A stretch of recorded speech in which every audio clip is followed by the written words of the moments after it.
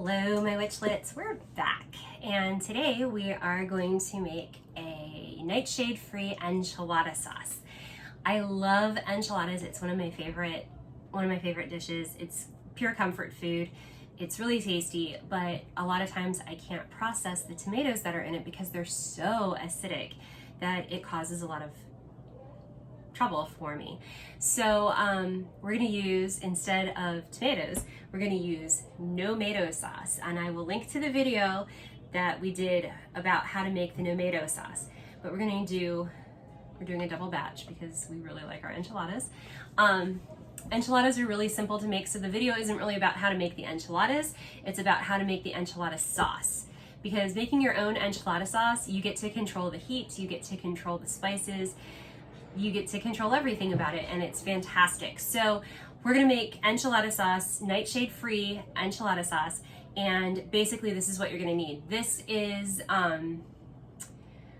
bone broth, chicken bone broth that I made. It's been in the freezer, so we need to thaw this, of course, in order to use it. But you have this, you have your Nomato sauce, you've got garlic, onion, this is fermented horseradish that I had made in 2017. It's been fermenting ever since, so it's gonna have a really good kick to it.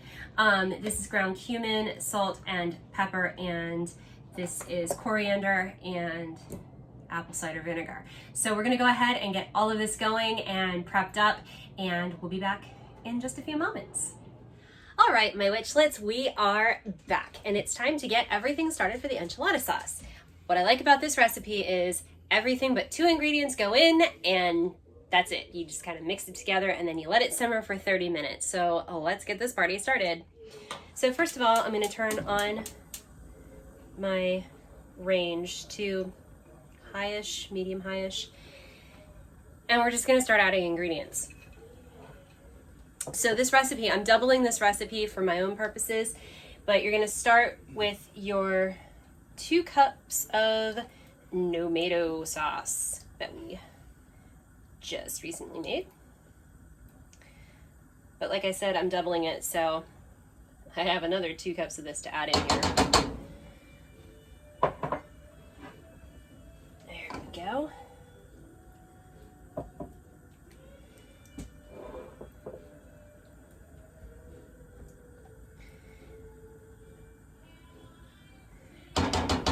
Alrighty. Next up is 2 cups of bone broth, chicken bone broth. You would use a cup if you were just doing a normal size. This is 2 cups though of homemade bone broth. Then you would add your 1 chopped white onion. I'm adding 2.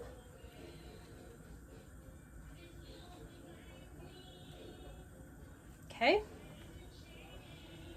Your 3 to 4 garlic cloves, or if you're me, whole head. Then from here, we're gonna add our spices. Now again, I'm doubling, so this is 3 tablespoons of cumin, half a teaspoon of black pepper, half a teaspoon of coriander, and 2 teaspoons of apple cider vinegar. So you're gonna put those in there, and you're going to stir them around, bring all of this to a boil, reduce the heat, and let it simmer for at least 30 minutes. You wanna get everything nice and mixed together, and you want to make sure that your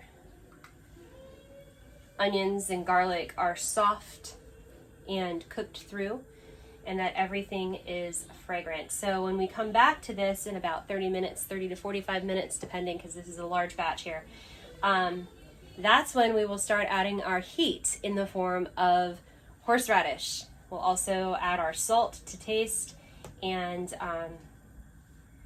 then puree this up and use it to make some enchiladas, because I like enchiladas. I'm not really going to film the making of the enchiladas because those are pretty simple to make. You can make enchilada pie, you can make enchiladas. If you're going to do, you can do cheese enchiladas, you can do beef, you can do chicken, whatever you want to do. So I mean, enchiladas are kind of you know, fairly simple, fairly self-explanatory. So, but the sauce is not, and I can tell you that I have looked many places on the internet for homemade enchilada sauce recipes, just because I like being able to control what I am putting into my body. And when I found this Nightshade free recipe, I knew that I had to make it, because that meant that I didn't have to put up with some of the intestinal and gastric distress that I get from nightshades in general. So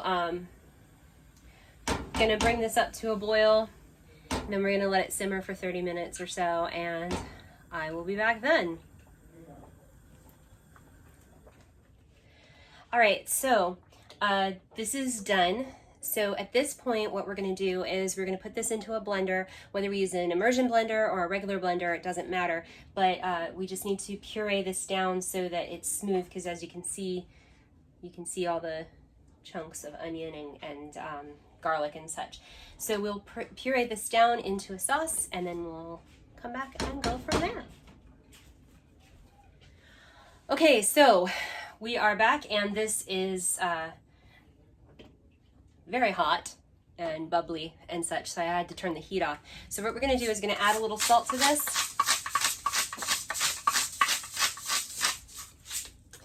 And now to give this enchilada sauce some heat, instead of using like cayenne pepper or chili pepper or any of my hot sauces that I absolutely love but will kill you if you try to add it while it's cooking, go ahead, ask in the comments how I know that to be a true thing.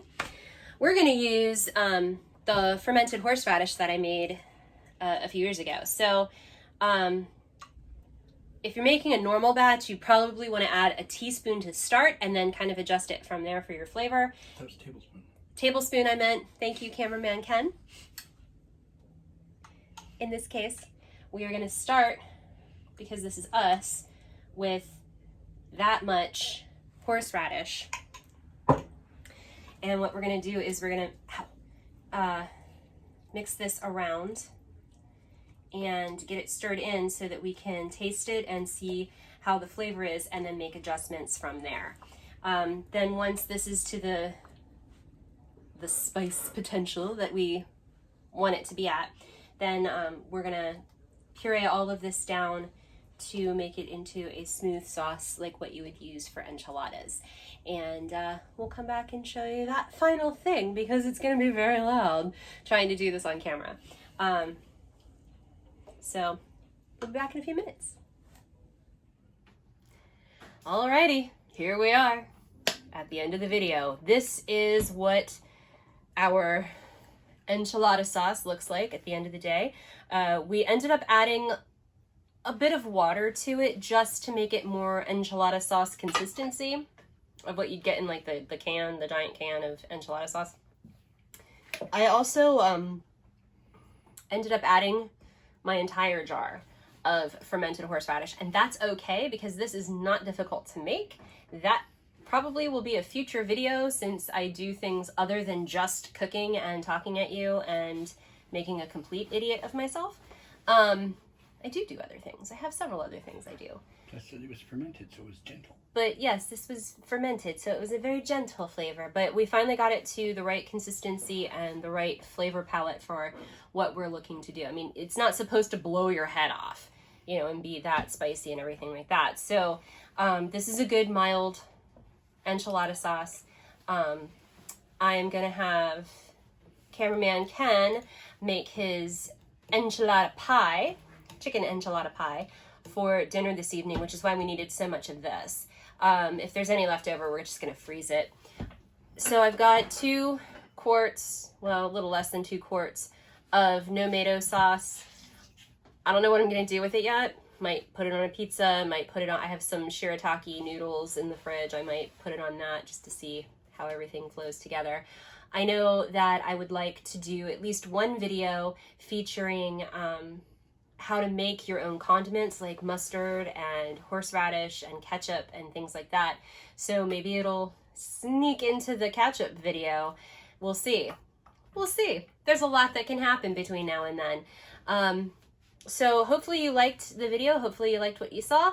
And, you know, just go ahead and hit the thumbs up button if you did, and leave me a comment. If you didn't, hit the thumbs down button.